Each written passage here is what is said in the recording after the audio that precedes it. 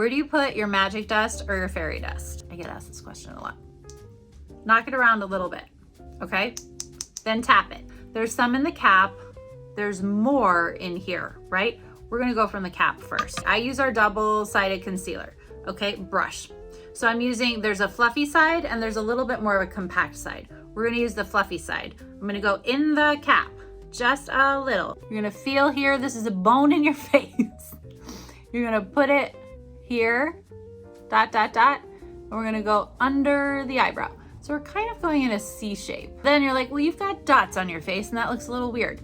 Don't worry about it, because you just take your ring finger and just push that in. And then it just kind of looks like a lovely glowy thing. And if you're like, that's a little more glow than I want, I used the magic dust. You might like fairy dust, which is a little softer, okay? So here's the other side, and you can also do little circles if you want to blend it more. I'm gonna flip the brush so we have the more compact side. I'm gonna go into the jar and I'm just gonna get a little bit, oh, so nice, so nice.